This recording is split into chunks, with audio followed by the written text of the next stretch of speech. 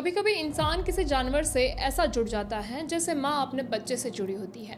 ये कहानी महाराष्ट्र के कोल्हापुर जिले की है, जहाँ एक हाथी सिर्फ हाथी नहीं पूरे गांव की महादेवी बन चुकी थी। नमस्कार दोस्तों, आज हम बात करेंगे हाथी और इंसान का रिश्ता केवल जंगलों की कहानियों में नहीं, दिल की गहराइयों में बसता है। एक ऐसा बंधन जो शब्दों से नहीं भावनाओं से बना है। 36 साल पहले नांदनी गांव में एक नन्ही सी हाथी लाई गई थी। उसे प्यार से सब माधुरी कहते थे।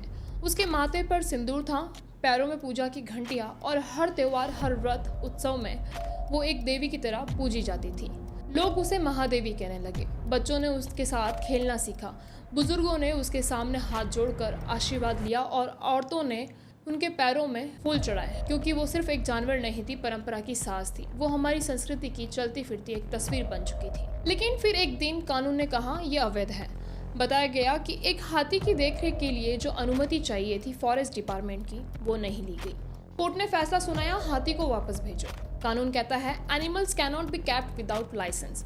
सवाल ये नहीं है कि फॉरेस्ट एक्ट क्या कहता है, सवाल ये है कि क्या 36 सालों से एक हाथी जो इंसानों के बीच इंसान बनकर रह रहा था, उसका रिश्ता सिर्फ इलीगल पोजीशंस था। भारत का संविधान कहता है justice is not just law, it's fairness. लेकिन क्या यह फेयरनेस थी? और अगर फेयरनेस थी तो इन बुजुर्ग महिलाओं के आंखों में आंसू क्यों थे? हम फिर एक साथ में चलने का कैसे होते हैं बोला काम आप बोलना सुरक्षित है। आपने किसी गलत अवैध शिकार करने वाले या किसी शिकारी को इतने साल में पकड़ा? कितने रिच लोग आज भी अपने फार्म हाउस में एग्जॉस्टिक एनिमल्स रखते हैं? क्या उन पर कोर्ट ने सख्ती क्यों नहीं दिखाई? यहाँ तो एक गांव जो हाथी को देवी मानता है, उसे मंदिर का हिस्सा मानता है, तो फिर कोर्ट ने माधुरी को महाराष्ट्र से हटाकर जामनगर के बनतारा फॉरेस्ट भेजने के आदेश दिए। क्यों? क्योंकि कुछ एनजीओज और फॉरेन फंडेड एक्टिविटीज ने दावा किया कि ये जंगली जानवर है, इसे इंसानों के साथ नहीं रहना चाहिए। होगी वो आपके लिए जंगली जानवर, लेकिन हमारे लिए वो हमारी महादेवी थी। कोई एक बार भी गाँव आया, किसी ने महादेवी के हालात देखे? नहीं, बस पेपर वर्क के नाम पर उसके 35 साल पुराने रिश्ते तोड़ दिए गए। तर्क ये था कि हाथी हिंसक हो गई है। फिर 36 साल तक एक भी एफआईआर नहीं। अगर महादेवी वाकई हिंसक होती तो 36 सालों में कोई ना कोई तो शिकायत करता, कोई पुलिस केस या वन विभाग की रिपोर्ट तो होती। लेकिन ना तो कोई स्थानीय पुलिस, ना ही ग्राम पंचायत और ना ही वन विभाग के पास कोई शिकायत दर्ज हुई। गांव वालों की गवाही ही सबसे बड़ा सबूत है। नांदनी गांव में लोग कहते हैं वो मंदिर की आरती के वक्त घंटी से पहले खड़ी हो जाती थी, बच्चों को सूंड से सहलाती थी और जब कोई दुखी होता तो वो चुपचाप आकर उनके पास खड़ी हो जाती। क्या कोई हिंसक जानवर ऐसा व्यवहार करता है? फिर जब महादेवी को गुजरात के बनतारा में भेजा जा रहा था, गांव के 20,000 से ज्यादा लोग सड़कों पर उतर आए। उन हजारों इंसानों के बीच बस एक थी जो कुछ बोल नहीं पा रही थी, वो महादेवी थी। उसकी गर्दन जमीन की ओर झुकी थी, आंखों से लगातार आंसू बह रहे थे। ना कोई चीख, ना कोई विरोध, सिर्फ एक माँ की खामोश विदाई। और अगर उस दिन महादेवी को आवाज मिलती तो शायद वो चिल्लाकर कहती, मैं हाथी नहीं, मैं इस मिट्टी की बेटी हूँ, मुझे जंगलों में नहीं अपनों के बीच में जीने दो। लेकिन वो कुछ नहीं बोली, बस वो उस ट्रक के अंदर बैठकर धीरे से पलटकर आखिरी बार गांव को देखा और एक माँ की तरह विदा हो गई। एक देवी अपनों से दूर चली गई और पीछे एक पूरा गाँव अनाथ हो गया। बुजुर्ग रोते हुए बोले, क्या हमारी बेटी को छीन कर ले जाओगे? बच्चों ने पोस्टर बनाए और उस पर लिखा, डोंट टेक अवे अवर महादेवी। लेकिन न्याय की डिक्शनरी में शायद भावना शब्द नहीं होता। माधुरी को गुजरात भेजा गया। इस फैसले के पीछे कई तर्क थे। वन्य जीवन संरक्षण कानून यानी wild life protection act section 40 कहता है कि पालतू जानवरों के लिए रजिस्ट्रेशन जरूरी है। लेकिन सब सेक्शन 3 ये भी कहता है कि परंपरागत कोई धार्मिक उद्देश्यों के लिए छूट दी जा सकती है, बशर्ते उपयोग में क्रूरता ना हो। क्या 36 साल के नांदनी गांव में एक भी शिकायत दर्ज ना होना इस बात का सबूत नहीं है कि क्रूरता नहीं हुई है? 2017 में दिल्ली हाई कोर्ट ने एक केस में हाथी को मंदिर परिसर में रहने की अनुमति दी थी, क्योंकि उसके खिलाफ कोई क्रूरता या खतरे की रिपोर्ट नहीं थी। कानून के मुताबिक हाथी शेड्यूल 1 में आता है, यानी सबसे ज्यादा सुरक्षित। लेकिन यदि वो जंगल में न होकर जन्म से इंसानों के बीच पला बड़ा है, उसका व्यवहार पालतू जानवर जैसा है, तो क्या उस पर वही नियम लागू होने चाहिए? यूएन कन्वेंशन ऑन बायोडायवर्सिटी कहता है किसी प्रजाति के संरक्षण के लिए उनके स्थानीय सामाजिक और सांस्कृतिक पहलू को भी ध्यान में रखा जाना चाहिए। फिर कोर्ट ने कहा हाथियों को धार्मिक आयोजन में नहीं रखा जाना चाहिए। भारत में लगभग 2500 हाथी मंदिरों या धार्मिक संस्थाओं में है। तमिलनाडु, केरला, कर्नाटक, महाराष्ट्र जैसे राज्यों में ये हाथी मंदिरों में पूजा, आरती और धार्मिक जुलूस का हिस्सा होते हैं। ऐसा ही एक केस त्रिशूरपुरम, केरला से आया था, जिसमें 50 से ज्यादा हाथियों का उत्सव, जिसको सरकार द्वारा मान्यता दी थी। थाईलैंड में कई हाथी मंदिरों और गांवों में रहते हैं। वहां के कोर्ट ने कल्चरल बॉन्ड को मान्यता दी और पालतू हाथियों को परिवार का हिस्सा मानकर वापस लौटाया है। एनजीओ का मानना था गुजरात में बेहतर एलिफेंट केयर फैसिलिटी है, लेकिन कोर्ट ने ये नहीं देखा कि elephant welfare project university of Nottingham की रिसर्च के अनुसार हाथी अत्यंत सामाजिक प्राणी होते हैं। जब इन्हें उनके ग्रुप या परिवार से अलग किया जाता है तो वे PTSD यानी पोस्ट ट्रॉमेटिक स्ट्रेस डिसऑर्डर के शिकार हो जाते हैं। महादेवी जैसी 36 साल पुरानी सामुदायिक पहचान को अचानक ट्रांसफर करना उसकी मानसिकता सेहत को खतरे में डालना था। इस हाथी की मानसिक सेहत उसके माहौल से जुड़ी है। 35 साल की उम्र में माधुरी को हटाना वैसा ही है जैसे किसी 90 साल की बुजुर्ग महिला को अनजान शहर भेज देना। लेकिन अब बात एनजीओज की ट्रांसपेरेंसी की भी है। कई बार ऐसा देखा गया है कि एनजीओज की फंडिंग विदेशी संस्थाओं से होती है, जो भारतीय धार्मिक परंपराओं को एक्जोस्टिक एनिमल अब्यूज की नज़र से देखते हैं। FCRA पोर्टल पर कई ऐसे एनजीओज की फंडिंग ट्रेस की जा सकती है। एनिमल रिलोकेशन के नाम पर गांव की परंपराओं को तोड़ते हैं।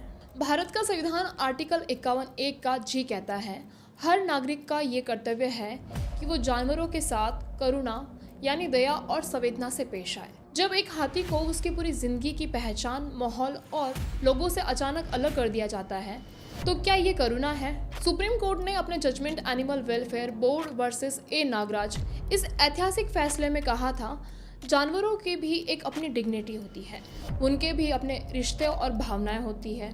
क्रूरता सिर्फ मारपीट या चोट से नहीं होती, बल्कि किसी जानवर को उसके भावनात्मक बंधनों से तोड़ना भी एक मानसिक क्रूरता है। तो सवाल यह है, क्या महादेवी को 36 साल से अपने परिवार और गांव से जबरन अलग करना एक मानसिक क्रूरता नहीं है? 28 जुलाई 2025 को ये मामला देश की सबसे बड़ी अदालत में पहुंचा। कोर्ट ने ट्रांसफर को सही माना, लेकिन सवाल है, क्या कानून को सिर्फ किताबों से पढ़ा जाएगा या आंखों से भी देखा जाएगा? क्या यही न्याय है? और अगर ये न्याय है तो सभी महाराष्ट्र के लोगों की आंखें नम क्यों है और उनकी आंखों में आंसू क्यों? हाथी को विदा करते समय बच्चों से लेकर बुजुर्ग तक रोए। मर्द कभी यूं ही नहीं रोते, लेकिन उस दिन जब महादेवी गांव से निकली तो वो मर्द भी टूट गए जिन्होंने जिंदगी भर आंसू सिर्फ अपने सीने में दफन किए थे। वो भी फुट फुट कर रोए। ये सिर्फ एक हातिन की विदाई नहीं थी, ये उस माँ की विदाई थी जो बिना बोले हर दिल का सहारा थी। और जब माँ जाती है ना, तो मंदिर की घंटियां भी खामोश हो जाती है और दिल हमेशा के लिए वीरान हो जाता है।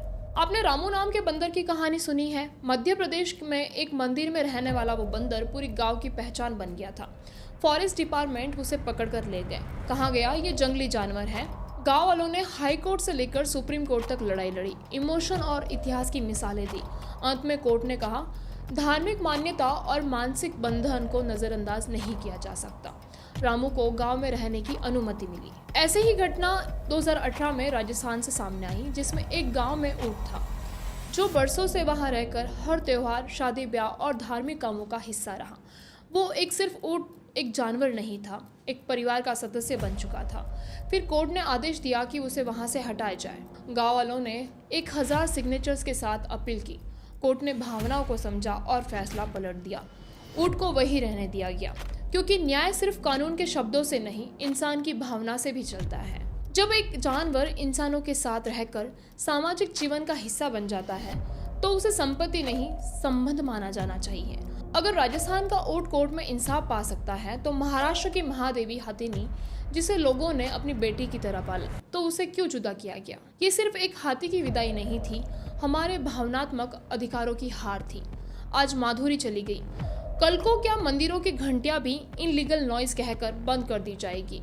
हमारे देश में कानून होना चाहिए और मैं कानून की रिस्पेक्ट भी करती हूँ, लेकिन उससे पहले इंसानियत भी होनी चाहिए। छत्रपति शिवाजी महाराज ने कहा था, राजा वही जो प्रजा के दुख को अपना माने।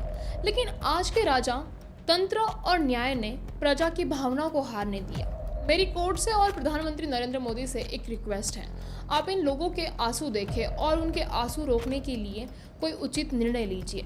मुझे नहीं पता कि अब माधुरी कैसी है, लेकिन मुझे इतना पता है महाराष्ट्र का हर दिल, हर बच्चा, हर बुजुर्ग आज अकेला महसूस कर रहा है, क्योंकि आज एक हाथी नहीं गया, एक भरोसा चला गया। अब वक्त है कि हम सिर्फ कानून से नहीं, दिल से भी न्याय की मांग करें। महादेवी, तू सिर्फ एक हथिनी नहीं थी, तू महाराष्ट्र की बेटी थी, और तुझे इस तरह से ले जाना हम सबकी हार है। हम वो देश हैं जहां शेर को सिंह बनाकर देवी दुर्गा की सवारी बनाया गया, गाय को माँ कहा गया, और नाग पंचमी पर सांप की पूजा होती है, और हाथी गणेश रूप में आराध्य माने जाते हैं। ये हमारा इतिहास है, जानवरों से प्रेम, संरक्षण और श्रद्धा, और आज उसी इतिहास के हिस्से को हम रिलोकेट कर रहे हैं। कोर्ट ने किताबें पढ़ी, लेकिन लोगों की आंखों में आंसू नहीं देखे।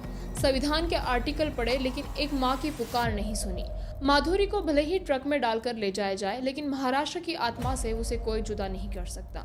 आज सवाल ये नहीं है कि हाथी कहाँ रहेंगे, सवाल है क्या कानून को इंसानियत से अलग किया जा सकता है।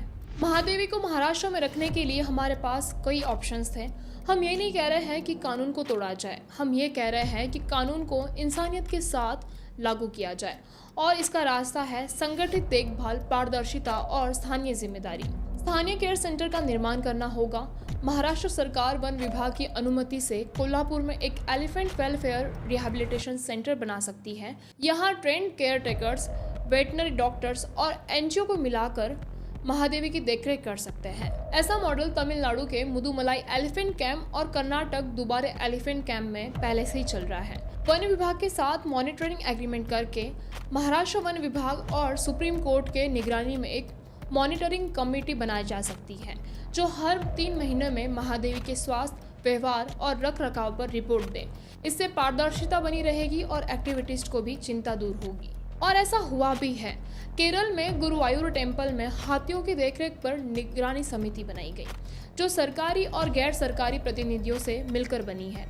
महादेवी को एक कल्चरल रिलीजियस एलिफेंट का दर्जा देकर उसे विशेष श्रेणी में रखा जा सकता है। इसकी वैधानिक अनुमति वाइल्ड लाइफ बोर्ड से ली जा सकती है, जैसा कि मध्य प्रदेश के रामू मंकी केस में हुआ था। महादेवी को वापस लाने के लिए कई महाराष्ट्र के नेताओं ने कोशिश की।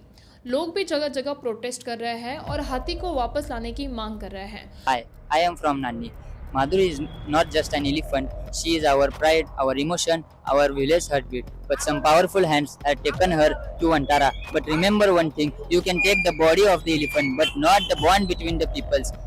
We are fighting here to bring the Madhuri back. So we will fight till the end. Maharashtra के नेताओं से लेकर लोगों ने जियो की सिम पोर्ट करी, रिलायंस के प्रोडक्ट पर बहिष्कार डाला और बाइकॉट अंबानी ट्रेंड चलाया। लोगों ने कहा हमारे आंसू, हमारी आस्था, हमारी संस्कृति सबको कुचल दिया गया एक ऐसे ट्रस्ट के नाम पर जिसके मालिक की शादी में हाथियों को सजावट बना दिया जाता है। अब ये जियो का बहिष्कार नहीं है, ये उस घाव का बदला है जो हमारे दिल से लेकर मंदिर तक छोड़ा गया। हम नेटवर्क नहीं तोड़ रहे हैं, हम वो भरोसा तोड़ रहे हैं जिसने हमारी बेटी को हमसे छीना। अगर आप मानते हो कि भावनाएं भी कानून से कम नहीं होती, तो इस वीडियो को शेयर कीजिए, ट्वीट कीजिए, आवाज़ उठाइए, क्योंकि आज राजस्थान में ऊँट को वापस कर दिया गया। मध्य प्रदेश के रामू को कोर्ट ने लोगों के बीच रहने का आदेश दिया। वैसे ही हमारी माधुरी हमें वापस मिल सकती है। अगर आपको ये वीडियो अच्छी लगे तो हमारे चैनल को लाइक और सब्सक्राइब ज़रूर कीजिए, ताकि हम ऐसे ही वीडियो आप तक पहुँचाते रहेंगे। मिलते हैं अगली वीडियो में।